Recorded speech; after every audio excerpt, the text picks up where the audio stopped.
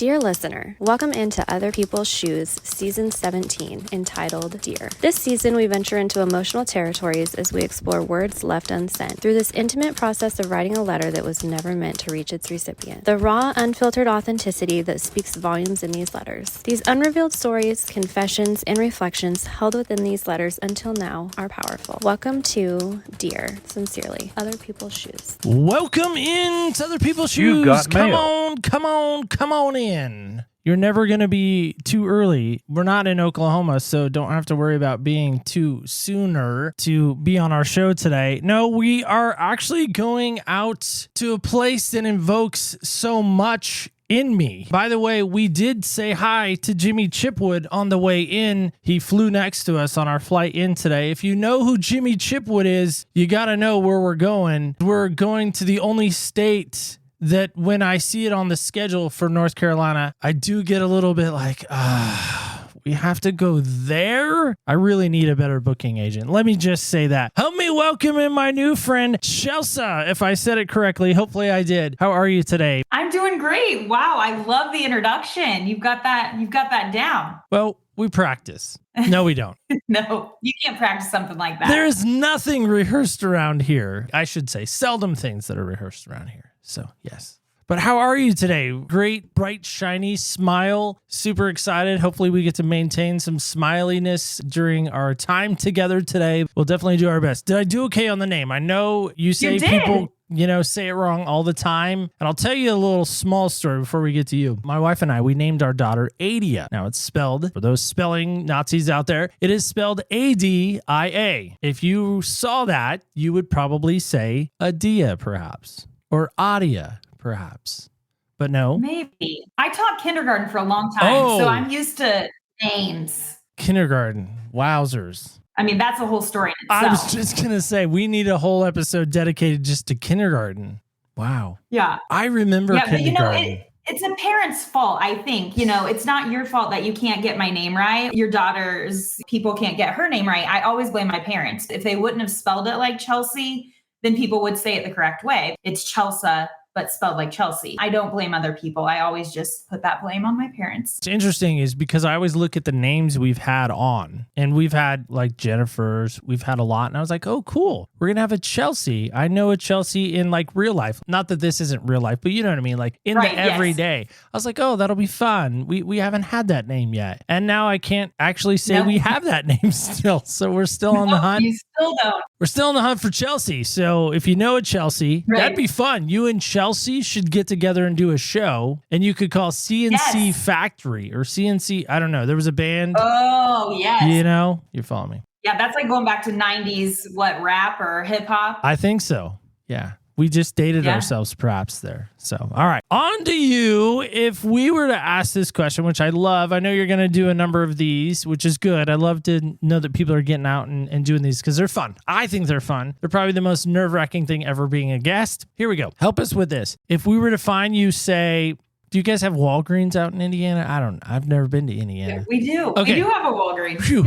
Oh, that was a good guess there. Or maybe even a Walmart. Costco, my least favorite place of all time. We've got all of those. Okay, so we'll say Costco because I really don't like Costco. I like to make fun of them any chance I get. So let's say we run into you at Costco. What shoes might we find you wearing in the middle of Costco in the shoe section, looking at the Adidas that they always seem to have cheap? I would be wearing dirty Nikes probably, or just Nikes are what I have because they're on sale. They'd be dusty because I'm always at the ball field with my kiddos. And so, you just can't have nice things when you're running around after a bunch of children. So you'd probably think they were gray, but they'd actually be black tennis shoes. And that is just all truth. That is all truth. How many kiddos are there? I have 3. So I have a 13-year-old daughter, a 10-year-old son, and a 6-year-old son. Wow, that's good spacing, I feel like. I think that any kind of spacing, it has its quirks. It is good. At least they're starting to be more independent now. So it's a little less, not responsibility, but a little less daunting, I think. We have one, and she's 17 going on 27, it seems like these days. Oh. Every day I think, what happened? We were with some friends recently, and they have 2 younger boys. I was looking at the dad, and I said, man, you don't know what it's going to be like And he goes, no, Neil, it's going to be totally different. I don't have that. And he pointed to Adia. And I go, yeah, believe me, I want what you have. And he's like, yeah, we're not supposed to covet. Right. And I was like, I don't think that he meant that. Or did he? I don't know. I don't think he meant that way. All right. Well, on That's to you. hilarious. I'm excited about this season that we're in. It's sad to me as a creator. Maybe you know this too as a book creator, and we'll get to your book, I'm sure, throughout. When you start something and you think, okay, this is awesome. This is going to be amazing. And then along the journey, you're like, nobody seems to understand what I'm wanting, or nobody seems to understand the idea or the theme. When we started this season, I reached out to a number of people that I trust and I love. And I was like, man, what do you think? And they're like, this is great. You're not going to have a problem finding people. Everyone wants to write a letter. Everyone has a letter in their mind to write to. And I was like, yeah, great. And I threw out that net on social, and I threw out the net in my network of people. And I got a resounding cricket sound. Yeah. And I remember even reaching out, and I won't say who, but I remember reaching out to an individual that I thought, they're perfect. This is the avatar that they always talk about in these creative spaces. Like, that's your avatar, go get them. Well, that was the avatar guest even. And I reached out to this person and I thought, okay, here we go. I can't wait for that yes. And they wrote back, no, I don't feel in any way comfortable doing that. I'm so sorry that you wasted your time reaching. I was like, okay, well, here, let's talk. Maybe we could dialogue over the phone. Maybe I could expound upon what we're talking about. She's like, well, I just revealed that she's a she. She said, no, that makes me completely uncomfortable. I'm not ready for that yet. I guess maybe that leads into you. Yeah, I think pain is hard. The idea of writing a letter to someone that has touched our lives, somehow been involved in our life, just resonates with me still. I think there's so much healing that can come from that. Help me with that in your mind. Am I wrong in that? Or are people just going to regret missing this boat like they did maybe back of old days? Yeah, I think that you touched on such an important subject, and it's just that pain and vulnerability. I think Brene Brown did it justice and did a great wanting everybody to speak of these things and really tell their stories. But when you actually ask somebody to do it, it makes you dive so deep into your feelings and your emotion. And it's, like you said, it's raw and you can't hide from it.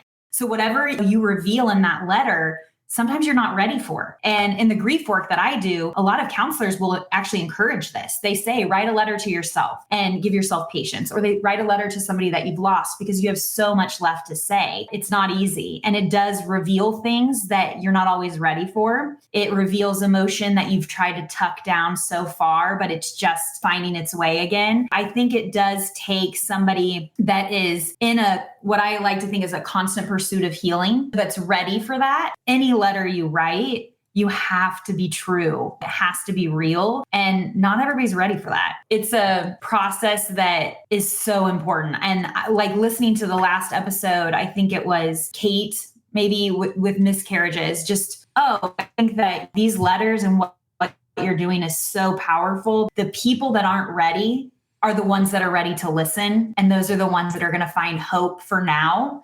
And it's just, I think it's a beautiful thing. That was a hard episode. In our circle, again, going back to that, we've had some friends that have walked through that. Multiple friends. Yep. As she's reading this letter, and she read the whole letter in its entirety, to me, I walked away going, wow, that someone in my now spheres, which gets bigger every episode, it feels like, is walking around in that pain. And I just think, you run into them at Costco, you bump into them at the ball field, wherever the interaction is, the pickup line at the elementary school. And you look at somebody and you think, there's no way they're carrying that. They have this great smile. Maybe their shoes are a little dirty. They're put together. They're nice. They're wonderful. Why is grief so hard for us to diagnose or to look at and to understand in your mind? Yeah, I think it's because the world has made it feel like an uncomfortable space. I feel like it has not been welcomed. I mean, when you think about, that episode, or even just speaking with family and friends, when they start getting emotional, or when you start noticing their heartbreak, a little bit of you pulls back and you think, oh no, I can't fix this. I can't put a Band-Aid on this. What do I do? Naturally, we've been taught, and we try to say, oh, it's going to be fine. There's a plan for this, or those kinds of things, which aren't always helpful. What grieving hearts and people that are experiencing pain realize is that their story and what they're sitting with is making other people uncomfortable. And it's not always welcome. And it's not because you're not loved or a beautiful friend, but it's just grief is this space. People feel like it's contagious. If I sit with her in this pain, is it going to happen to me?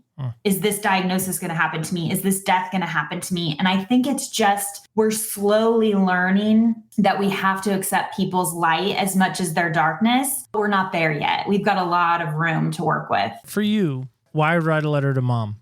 Why was that so important for you? Yeah, that's such a great question. For me, I wrote a letter to mom just because I miss her fiercely, and my life is just completely different than when she left in 2017. My mother was only 57. And so I felt like every day I have questions that I still want to ask her. I have things that I still needed to learn from her that I never got the opportunity to. I'm constantly wanting to just see if she's proud and hoping that I'm doing something powerful with her legacy while also creating my own. She's the most important person in my life, and in one capacity that I just don't have here on earth anymore. The letter for me just naturally goes to her. What about dad? I feel like he's left out.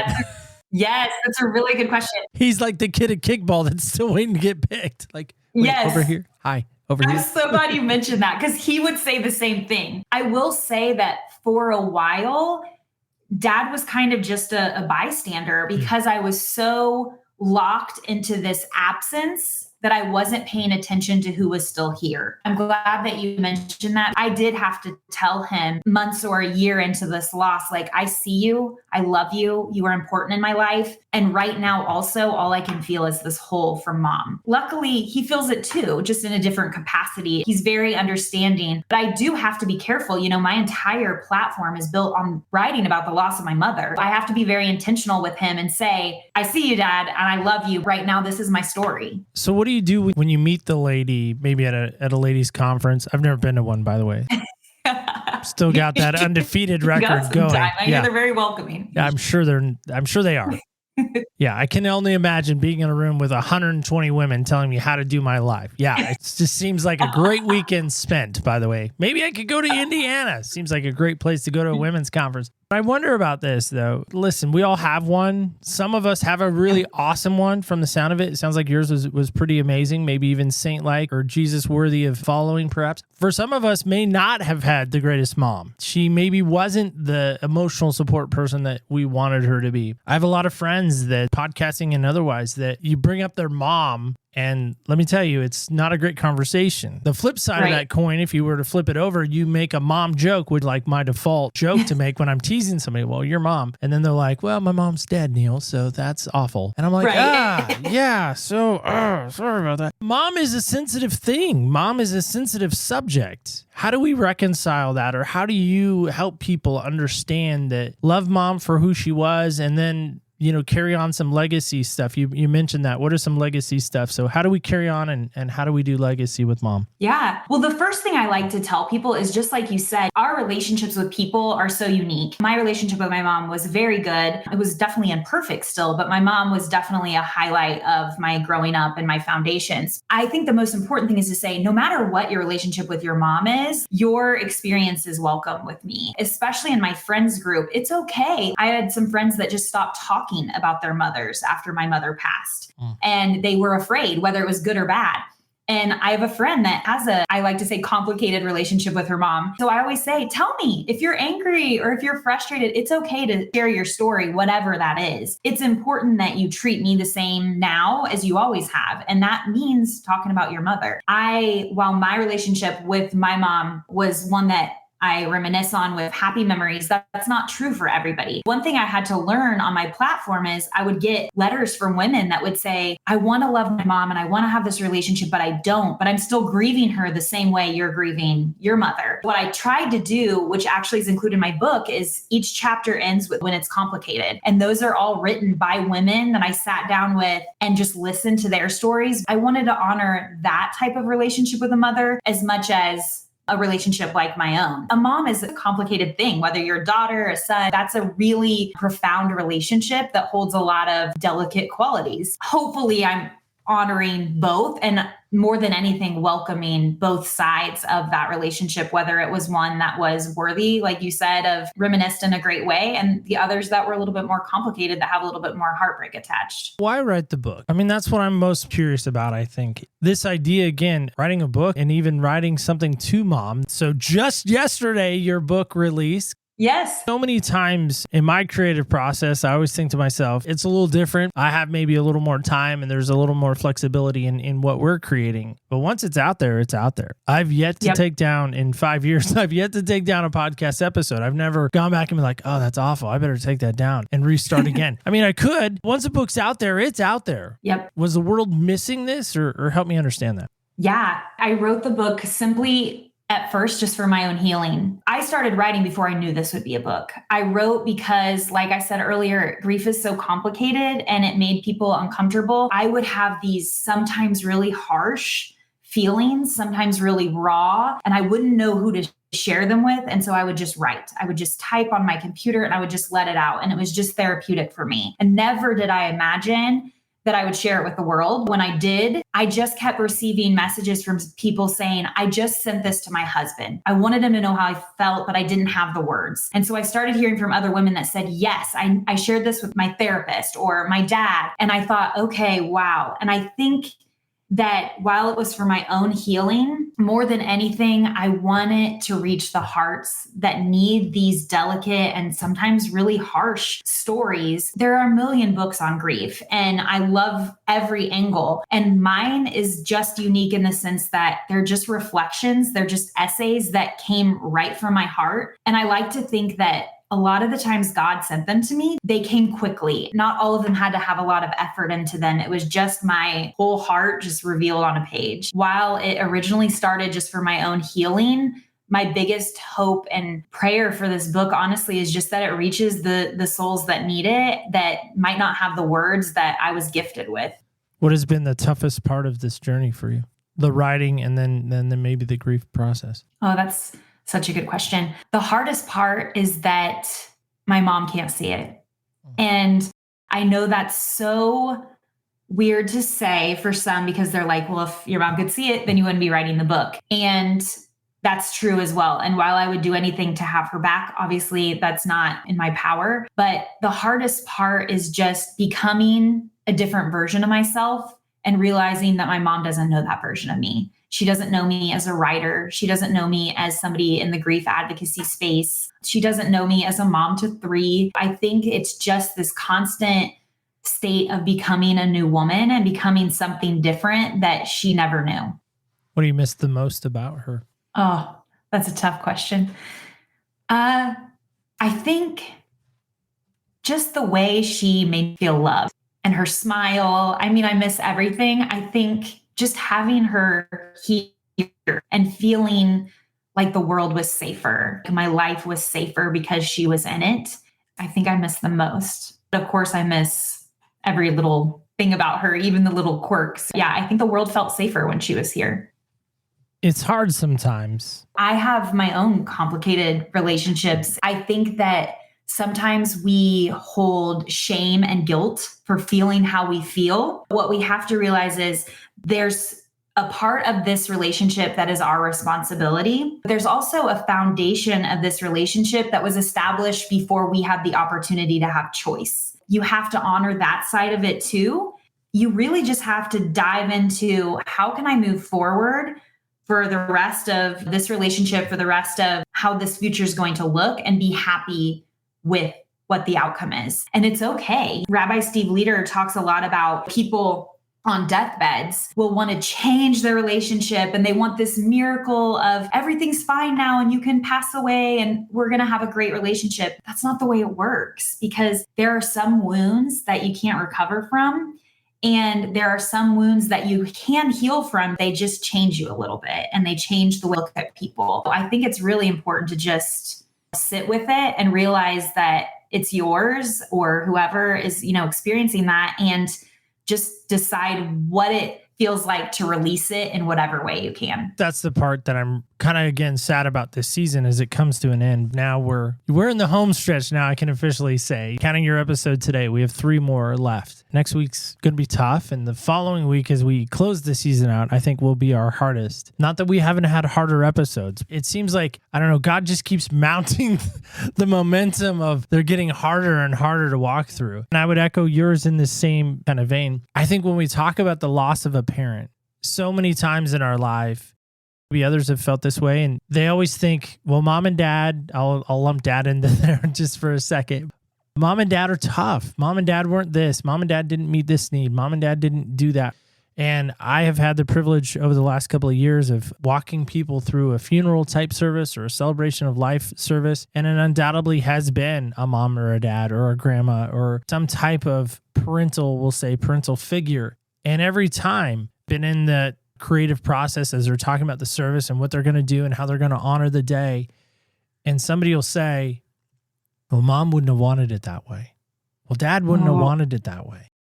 How do we best help people in grief? How did you want somebody to come along and maybe help you? If they did it wrong, how did they do it wrong? And maybe what are some better ways somebody could help somebody with grief?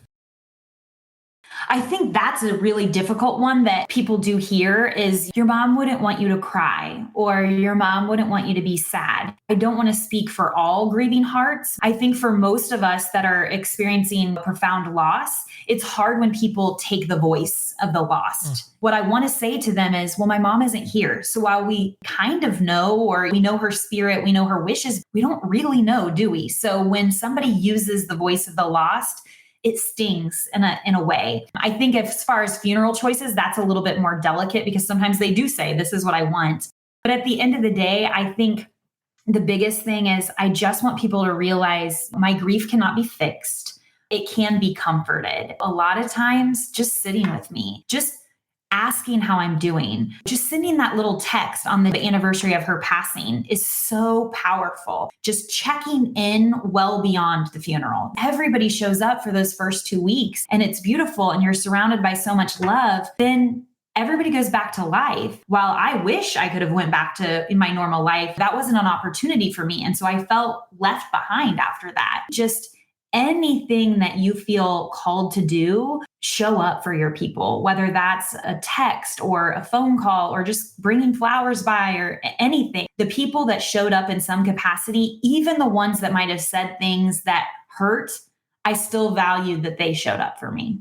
And that's powerful. The value of showing up. I mean, it sounds so elementary. Talk about your background and your experience in being in kindergarten. It seems very kindergarten-esque. Yep. Very elementary, very just basic. Why do you, again, feel like it's so hard for people to show up? I think what surprised me the most, and you're so right, it is so elementary to say, just show up for the people that you love. I was surprised with the people that didn't. I was surprised with the people that weren't at my mother's funeral or didn't go to her calling, that we noticed things like that. While that whole time was a complete blur, we remember the people that didn't show up. I can't speak to each one, but I think that there are different reasons. Ultimately, it still goes back to pain is hard to sit with, and heartbreak that's completely evident is hard to witness. Just like you're realizing on these podcasts, I can guarantee you that you're listening to these stories, but you're not just listening, you're holding their pain too. You're holding their grief too. And that's a natural consequence of sitting with someone at a funeral or the weeks after, is we hold a little bit of it ourselves. And not everybody is capable of that. And certainly not everybody is welcome to that. It does take courage and bravery to show up for people at their hardest times. That doesn't mean you shouldn't be doing it. So let's get into the book. Is there a part in the book that you're like, oh man, I love this section. When I think about it now, I get excited about it. Like, this is a must. Like, you might skip over some sections, but don't miss this part. What part would that be? Wow. The good thing about the book is it's, like I said, it's just a bunch of essays and reflections. And so you can read it in any order. It's not a book that you have to read from start to finish. I think one of my favorite pieces, a time I wrote about my daughter who woke up just terrified that she was going to turn into nothing one day. And so I wrote a piece called Nothingness, and just how I encouraged her through that moment. That's one of my favorite pieces. I think one of the most profound pieces that I wrote was a letter actually that I wrote to God in the midst of my darkest time. I think that piece is profound in the way that if you don't read it till the very end, you might start to get some feelings around faith and religion. If you read till that very last sentence and see my story, I think that you'll realize how truthful I am about this entire experience. Well, you bring up God. I think that's the hard part with grief for me still. I have often, and everyone who knows me in my church knows this of me. I've said it on a number of shows, and I will continue to say it. It is such an annoying song, for one, and two, I don't like it. And that is, of course, Chris Tomlin, You're a Good, Good Father. Oh. And I can't stand it. I put my hands in my pockets. I refuse to sing it in church. Like, I'm just like angry and pissed. Yeah, I said pissed. Yep. And I have people on the worship team come up to me and rib me and jab me and like, oh, we're singing your favorite song today. And I'm like, you guys are jerks. Take it out of rotation. Shift delete that song. And this is maybe where the empathy of me blossoms or explodes. If somebody comes into our church and they're walking through grief, if they're walking through whatever their pain from childhood, neglect, from abuse, from all the things, and they got all this baggage. Now, let me tell you, Jesus said, take my yoke, it's easy. Burden is light, my yoke is easy. I get that. I've read that. I know that. But it's still hard. Yep. And to stand there and say, you're a good, good father. It's who you are. I'm like, shut up. No. Yep. Because a good, good father, if I'm a good, good father, I'm not going to put pain on my daughter. You have 3 kids. You're not going to put pain on them. Yep. So how do I reconcile that good, good father with the grief and the pain and the angst and the crap and the dirt on my shoes? Like, how do I reconcile those two together? And that's my frustration. Yep. All right. Soapbox over. No, I think you bring up such a good point because I was that same person. That letter that I was speaking of, I was writing it about my forgiveness of God. I was angry at God. I felt like my faith was non-existent after I lost my mother. My mother's entire life was built around her faith. Her strength came from her faith. She told us that on her dying days, that the reason she's so comfortable with what was going to happen is because she had such a unwavering faith. So I thought, if this woman who has lived her only 57 years of life and you're taking her, why her? And I had a lot of anger, and I think a lot of people don't talk about that in faith. I was angry at God and I had to forgive God. And also I had to realize that sometimes when people send you scripture and you're learning the word, that we like to think it's all like this great timeline and he means that he'll heal everyone right now, all of these things. And I had to separate myself from that and reread things that people would send to me and go, okay, wait, he's not gonna, it says he'll comfort me, but that doesn't mean now. It also doesn't even mean on this side of earth, like on this side of things. Grief and faith are very complicated. They braid this web of unwavering hope and also unwavering heartbreak. And you kind of have to figure out how to untwine it, if that makes sense. I feel for you, but I also think what it did for me is when I would get triggered or sensitive by a song or a verse, I would write it down and I would have to sit with it and go, why is this impacting me? Is it about what I'm experiencing, what I'm feeling, or is it truly this song? Sometimes it just was anger and confusion. And other times I could work through it enough to realize there was purpose in my misunderstanding and having to rethink about things. I will say that At the beginning, like I said, I thought my faith was lost. I eventually realized, and I can say this now because I'm 7 years into this, I wouldn't have been able to say this at year one. My faith was only challenged, not lost. And eventually, it became stronger than it ever has been before. My mom would be proud of that. So this last Sunday, you bring up verses. I'm talking to the kids in our high school group about how we're all broken. We're all on the island of misfit toys. God takes our brokenness and he uses it for his glory and all good stuff, all great stuff. One of the verses that came to my mind when I was thinking about brokenness, somebody had actually given me, ironically enough, in middle school when I had a girl break up with me. I know, shocking to some. I know, girl breaks up with Neil. What? That never happened. More than I'd like to admit. For whatever reason, when I was thinking about brokenness, I have a pretty good memory for scripture and I can kind of remember where it is. And so I can kind of remember how it starts. And thank God for Google now, because I can type in like some of the words and pops up the verse. I'm like, that's the verse I was thinking of. It happens more times than I can count. And people are like, man, you know the Bible pretty well. I'm like, no, I know phrases really well. Yes, the Bible, yeah, I still know it pretty well. Here's the verse. I wanted to share this and I wanted to get your thoughts because I could just envision going to the mailbox as we're talking about this letter series. So I've been envisioning crossing the street to get to my mailbox. And I envisioned this card maybe being in it. And you open up the card and it's a nice Hallmark card and it's like, thinking of you, missing you right now. I know you miss your mom, but here's a verse of encouragement. And here's what it might say. Again, I'm making up a fictitious story involving you, but here it is. Here's the verse that it would say inside the card. Very nice penmanship, cursive even. Nice. I like we don't teach that enough anymore, but here we are. So here's what the letter says on the inside. Thinking of you, and I thought I'd encourage you with some scripture. Psalm 34:18 says, the Lord is near to the brokenhearted, and he saves the crushed in spirit. Now again, meaning well people, don't write a letter. Don't write a letter in that sense. Come put your arm around me. Come sit with me and let's have a cup of tea.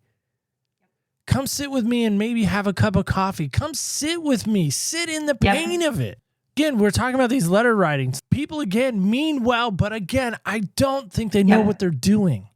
You taught kindergarten. I'm envisioning, again, a room full of 30 kindergartners. Crazy. I'm already pulling my hair out, even in my own analogy. But I'm envisioning just standing there with you as they're getting ready to go maybe out to recess. And you got Johnny and Susie and JoJo and all these kids and Jennifer and Chelsea and maybe even a Chelsea and a David and a Crystal and I don't know. I'm running out of names. And a Neil. Probably not because that's a weird name. I'm envisioning all these kids trying to put on their shoes maybe because they got up from circle time and they can't figure it out. I feel like grief is like that. Like they're trying to figure out the Velcro thing, or maybe there's that really smart kid that could tie his shoes already in kindergarten, overachiever. I just feel like there's so many times we send a verse like this, we email a verse, we text a verse, and we're like, I feel good.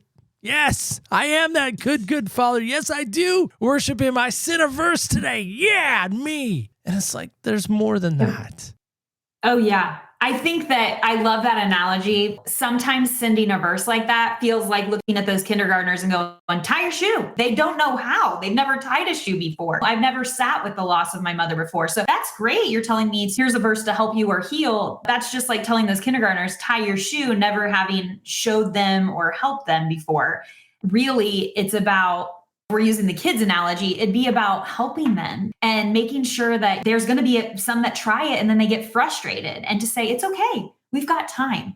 The playground will still be there. Your life is still going to be there. We've got time to just sit together. And the people that I trust the most nowadays after living this are the people that, like I said, the people that show up, they don't rush you. They let you be your true, authentic self in your complete brokenness, in your anger, in your frustration, in those things that are kind of shameful or guilt-ridden emotions. And they let you be that anyways. And they say, oh, wow, tell me about that. Making you feel comfortable to be whatever that is. I don't want to discount those letters because, especially if it's handwritten, you know that it's coming from a place of love. But also, maybe send that letter at year 2. With the verse, not at the funeral stage. It's one thing to send scripture. It's another thing to live it and to show that you're living it. And that's who I trust. That was a dagger. Yeah. But it's true. So many times in this grief process, people have said, I know how you feel. Well, heaven just got another angel. Oh, your mom's going to get up there and make her famous chocolate chip cookies or whatever maybe she was famous for. Oh, Jesus needed her. Am I wrong in that? Is that like the dumbest thing people can say? So maybe on that, what should we not say in these moments in your mind? Because again, there's so many wrong things we can do. And then maybe we're like normal dude. Maybe your husband hopefully wasn't like this. Throw up your hands and you're like, I don't know what to do. I'm going to do nothing. And that's also the worst too. So help me. What should we do? And what should we say? I think the best thing to say is I'm here however you need me. Whatever that looks like. If that looks like helping you with your groceries, if that looks like waiting a week to show up and help out, because some people need space. So I always tell people, I'm here however you need me. And I don't stop there. That's the critical part, is not saying I'm here for you if you need me. It's showing up after and saying, hey, I'm checking in again because I haven't heard from you. Because the number one thing is people rarely ask for help. People rarely ask for help unless it's in a moment of desperation, I have found out. Telling them over and over again, I'm here. Showing up and saying, here's a dinner. Use it or give it to a neighbor. Here is a ride to church. I'm going to take you to a movie today. Whatever that looks like. It's just, your people. If they're your true family and friends, or even your neighbors, you know what they like. You know what makes them happy. Just show up ready to either provide that or just sit with them in the space that they need. It's easier said than done, but I think it's such an important pursuit that we should all be trying, because like you said earlier, the people that are hurting the most, I always like to say, aren't the people that are kind of moping around. I think those people are probably dealing with something. The people I've found run on two different spectrums. It's either the people that have the biggest smile and the biggest embrace for other people and their worries, or it's the people that are angry. Those people that we're calling Karens out on the street. I think a lot of times those are just misunderstood people in trauma. I have found it really is the people that are hurting the most. I find it's not just the people walking around doo-dah-daying. It's the people that are either smiling their way through it or so angry because they are hurting at a capacity that others cannot simply understand. I wish we didn't have to deal with grief. I do. The one thing that I think Inside Out will never... We'll never have a character for. They just should. Won't. That's a good Inside Out 3. They Inside should. Out 3. I've never seen Inside Out 2, so I don't know. Maybe they had one. It just came out. There's still time. Yes. The first one was decent. It was good to watch. Chelsea, as we start... see, I said it wrong. Remember, I don't blame you. I blame my parents, so it's fine. And it's not the first or last time I will hear that, So let's just say if you had $1 for every time, you'd probably be able to buy the RCA dome back in the day in Indiana. Probably. Yes, probably. Well, as we start to wrap up, where can folks go to get the book? How can someone connect with you? Again, if somebody is walking through grief right now and they're like, man, she seems like she has it all together. She seems like she's kind of walked through this. I trust her. Where can people go to connect with you and know more about you? Yeah, so I'm constantly healing, so I don't have it all together. If you'd like to join me on this path, my platforms on Instagram and Facebook are at Hope and Harsh Realities. You can also search just either Chelsea Ohlemiller or Happiness, Hope, and Harsh Realities is my official name, I guess, on socials. The book is called Now That She's Gone, A Daughter's Reflections on Loss, Love, and a Mother's Legacy. And it's available now. And my hope is just that it reaches the hearts that need it and also extends my mother's legacy in a beautiful way. Is there a part in there you'd like to read? Yeah, I also wrote the letter to my mom. Do you want me to read that? Sure, if you want. Yeah, go for it. Dear God, I forgive you. I forgive you for taking my mother before I was ready. I forgive you for allowing cancer to steal her health, her days, and her moments with us. I forgive you for all of it. I know your plan is bigger than I can see. Your truth and your light are things she was faithful and hopeful about her entire life. So I'll find peace in her faith and her belief in you. I forgive you because holding on to anger and fury are catastrophic to healthy and joyful living. My mother taught forgiveness, and so I will use it to heal and continue moving forward. For a long time, I held you in contempt. I held you solely accountable for my world falling apart. I turned away from you because I couldn't face the future you had left me. A future without my mother. I let my heart become filled with so much sadness that it morphed into hate and disgust for you. for church, for hope and faith, for all of it, for everything. Eventually, I faced the reality of the new life ahead of me. I learned the only way to heal was to face the sadness, anger, and hate straight on. I couldn't do it alone. So I found you again. Like it would be in any relationship, this took time. I yelled at you, I screamed, and I cried. Most importantly, I eventually started praying again. I broke down in tears and I prayed. Gradually, I started to see you as the blessing I'd grown up knowing. Slowly, I started trusting you again. Slowly, I started needing you the way that I once had. Forgiving you was the best gift I'd ever given myself. It allowed me to find hope again. Slowly, I was reminded of your power and your promises. Forgiving you led me to the light and the way and the promises my mother lived by. I realized I couldn't do life without her, which meant I couldn't do life without you. I had to forgive you so I could find you again. I had to forgive you to allow your influence to open my heart and soul as you had done before. Forgiving you helped me find you again. It helped me heal. It released me in grateful ways.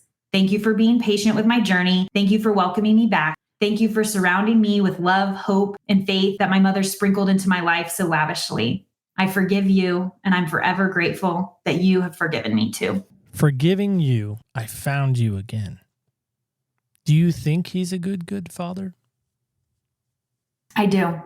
Why?